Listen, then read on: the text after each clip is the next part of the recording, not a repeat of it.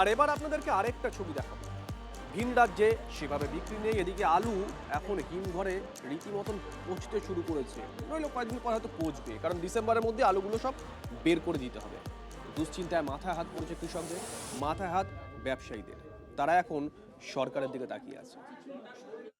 সংসার কি করে চালাবো, কি করে মহাজনের দেনা শোধ করবো, আগামী দিন কিভাবে চাষ করব আমরা ভেবে উঠতে পারছি না। আলু বলয়ে এমনই নাজেহাল অবস্থা কৃষকদের। যারা অনেক কষ্টে মাঠ থেকে আলু বাঁচিয়ে হিমঘরে তুলেছিলেন, তারা বুঝতে পারছেন না বস্তা বস্তা আলুর ভবিষ্যৎ কি। এদিকে ডিসেম্বরের মধ্যে আলু হিমঘর থেকে বের করতে হবে।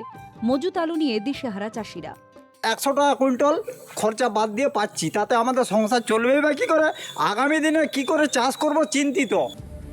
আলু চাষিদের যন্ত্রণার এই ছবি পশ্চিম মেদিনীপুরের চন্দ্রকোনায়। তৃণমূল জামানায় বাইরে আলু পাঠানো নিষেধ ছিল। বিজেপি এসে কৃষকদের কথা ভেবে নিষেধাজ্ঞা তুলে দেয়, কিন্তু ভিন রাজ্যে সেভাবে আলুর চাহিদা না থাকায় দাঁই হয়ে পড়ে আলু।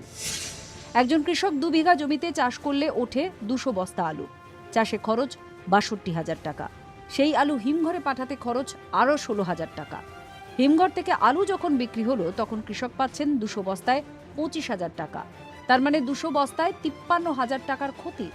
বিঘে প্রতি 26,000 টাকা লোকসান হচ্ছে কৃষকদের। আলু নিয়ে আমরা গভীর চিন্তিত। এক প্যাকেট ফলাতে প্রায় 350 টাকা খরচা। বর্তমানে আলুটা মাঠে বিক্রি করতে পারেনি। শুধু আলু চাষি নয়, আলু গোলায় বেকায়দায় ব্যবসায়ীরাও। হিমঘর থেকে আলুটা নামবে কি করে?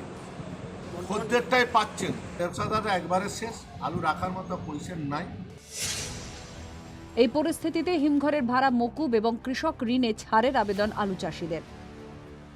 সরকার যদি মনে করেন যে না স্টোর ভাড়াটা অন্তত ছাড়ি 15,000 টাকা কি 16,000 টাকা, তবু আমরা 25,000 পাচ্ছি, 15,000 টাকা ছাড়লে হয়তো 25,000 টাকা কমপ্লিট পাবো। আমাদের সরকার সচেষ্ট রয়েছে কিভাবে অন্য কোনো উপায় অবলম্বন করে যাতে করে আলুর দাম বাড়ানো যায়, কৃষকরা যাতে ফসলের দাম পান।